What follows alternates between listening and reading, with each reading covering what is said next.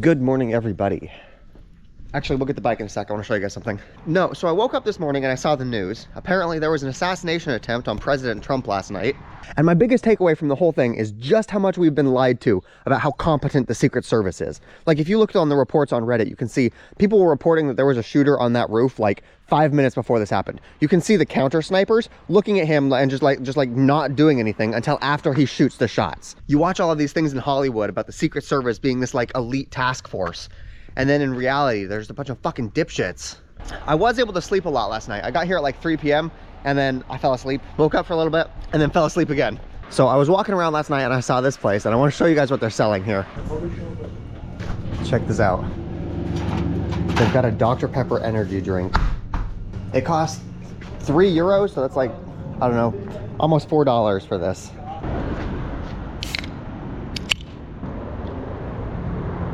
You can definitely taste the Dr. Pepper flavor, but it tastes like it got mixed with Red Bull. It tastes like a mix between Dr. Pepper and Red Bull.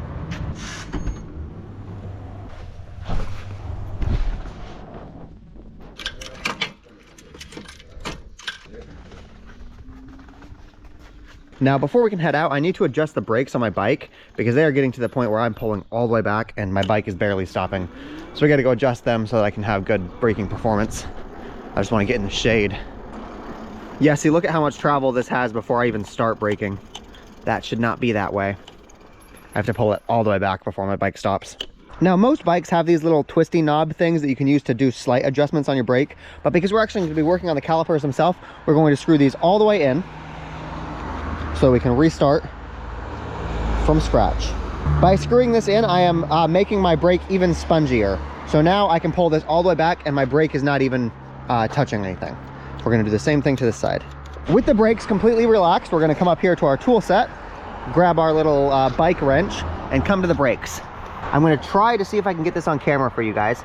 So do you see, you can see the thing in the middle right there, that's the brake rotor, and then the two sides are the caliper. I'm gonna squeeze this so you guys can see what happens. Do you guys see how it's touching that first side first, and then it's going all the way back to touch the bottom side? We want them to touch the brake rotor at the same time. So what we're going to do is we're going to take this rotor and we're going to screw it in that way so that it's closer to the rotor itself. Your brakes have a screw right here that you can use to adjust the width of the caliper. We're just gonna screw that in a little bit. As your brakes wear down, they get thinner and thinner to where you need to constantly be adjusting them to get closer and closer to the rotor. Okay, and then we just do a little twisty twist. Notice how now that I squeeze that in, I've got much less travel here. The back side of the bike is harder to get to because it's got the motor in it, and the motor comes like right where the brake caliper is. So screwing this one in is just more difficult. The solar panel out of here. It's in my way. Okay, there we go. Got the back brake adjusted now too. This is something you gotta do fairly frequently, especially when you're going thousands of miles per week. But I believe we can hit the road now. Okay, we are 428 miles away from Brussels, Belgium. Once we get to Brussels, things are gonna get a little bit more complicated because I'm pretty sure we have to take a boat. Okay, I did something wrong. My brake is now just completely not working, and my bike won't turn the motor on because it thinks the brake is fucked. Let's go figure out what's wrong. I probably didn't tighten one of my screws well enough, and so the wire slipped. Yeah, I got a loose cable. Damn it. Good thing I figured it out now rather than like on the highway. I'm gonna be sure that this shit is tight this time. Luckily, even if I did notice this on the highway, it wouldn't have been catastrophic because my front brakes still work. I still have braking. Yeah, there we go. It's honestly kind of a shame. There's McDonald's right there and I haven't eaten breakfast, but my batteries don't need a charge, so it's not worth paying the ridiculous prices they charge here in this part of Europe.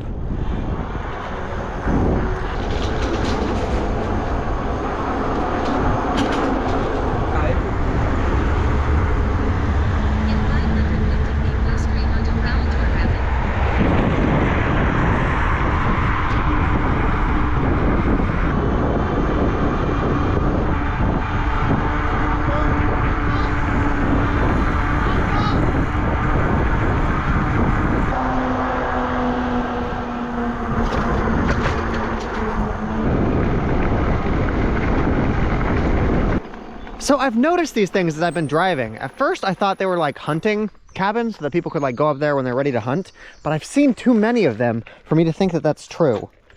Like they're too common. I think we can go up in there. They've got a padlock on it, so they don't want people coming in. But what is it?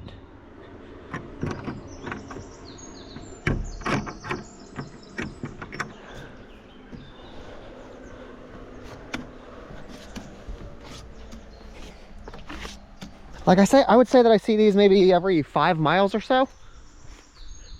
And it looks like it's just an outpost.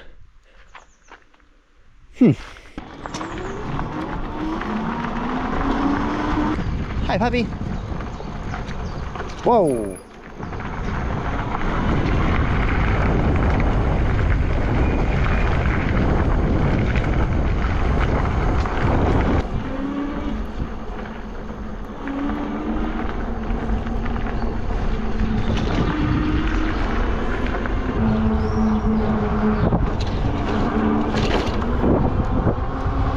A lot of these people are carrying like carriages behind them.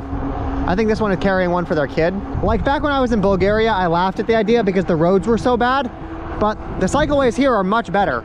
Like I feel like a storage cart is a lot more viable on roads like this. Are you fucking kidding me? I left my jackets at the hostel. Oh my God, that was like 30 miles ago. Oh my God.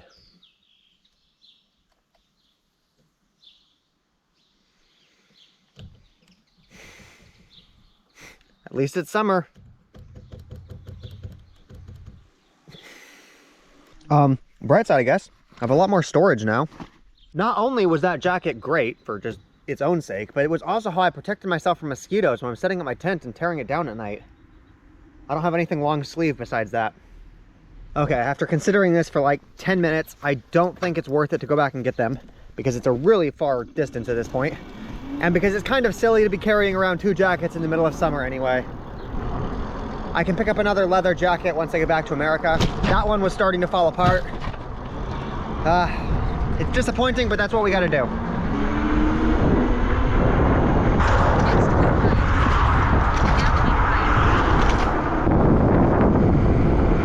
While we're in town, we should find a place to charge.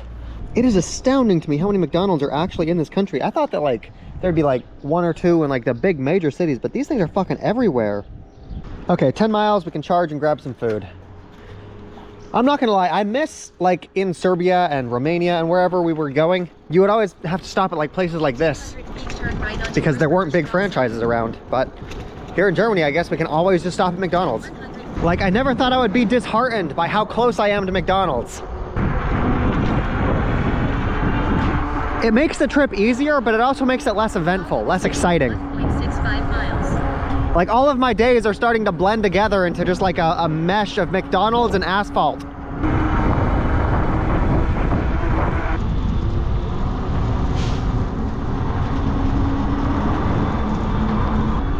Look at that.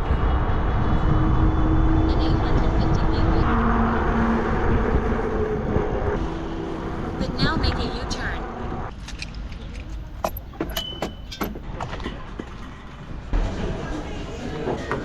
The Wi-Fi here is fantastic though. Okay, we gotta go talk. Oh my God, the entire time that I've been in there editing that video, the back of my head has been itching. I thought that it could be like a mosquito, but I haven't had the mosquito net on. I haven't been like... Is it possible to get lice from a hostel? Like, I know that bed bugs are a thing. Oh my God. And like, how long does it take before you start noticing symptoms? Oh, it's only on the back of my head. It's not the top of my head. I swear to God, if I got lice from that hostel, I'm gonna be so pissed. Yes, you can get lice from hostel rooms if the previous person who was sleeping there had them. Everything is getting paused. We're taking care of this. I can't function with my head doing this. Oh my God. Funny enough, I've never actually had to deal with lice before. But considering all of the other parasites I've had to deal with, I guess this isn't surprising. So I think I need to get a special type of shampoo. Now, it's important to understand that I can't confirm that I have lice because I don't have another person here to run a comb through my hair. All I can do is recognize that my head is way itchier than it's ever been in my life before and assume the worst because I've got that kind of luck.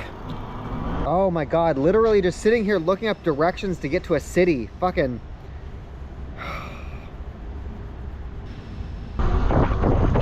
Okay, we gotta go deal with this.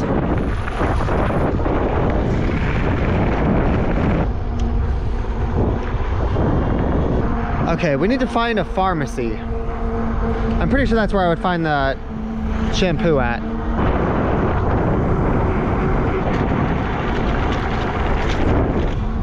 I found a Subway. You'll see there's a police car right there, and I don't think he's going to bother me. He honked, so maybe he was bothering me, I don't know. Here we go, Landwehr Apotheke. I think Apotheke means pharmacy in German. Now we gotta go figure out how to find this stuff. I have a hard time finding sunscreen. I will try to find it on my own first, but I will probably end up having to ask them. Okay, I found the stuff for mosquitoes and ticks. I found the shampoos. I did end up asking them, it had to be behind the counter. Cost $16 for this. You have to put it in your hair, you have to leave it there for like 10 minutes and then you can wash it out. I swear these cheap hostels end up being super expensive. I found a place to wash my hair, fucking $70 to book it. Absolutely ridiculous. So that $35 hostel has so far cost us like, I don't know, 150 bucks.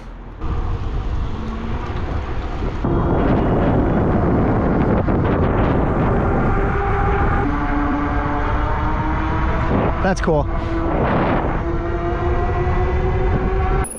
Here we are. I believe this is where we're staying. Okay, so we got 2 keys. And then we use the big key for this one.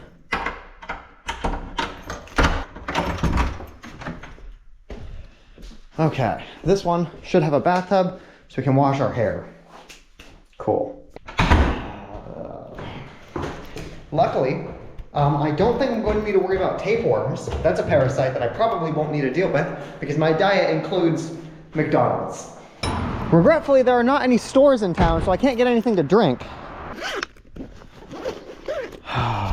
God, my head itches so bad. I wonder if I can get food delivered to me here. Okay, so she said that I need to wash my hair with this, leave it in there for 10 minutes, and then I can wash it out. That seems straightforward enough. And then I just leave this in my hair while I try to order food. Nope, no food delivery. Okay, well now I'm gonna wash this shit out.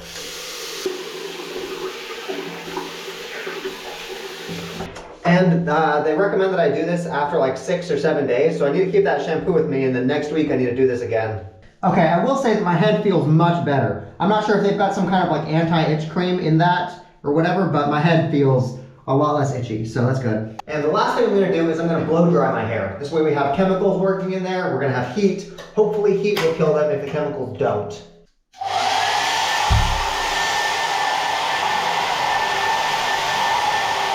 I just noticed how bad my tan lines are. Holy fucking shit.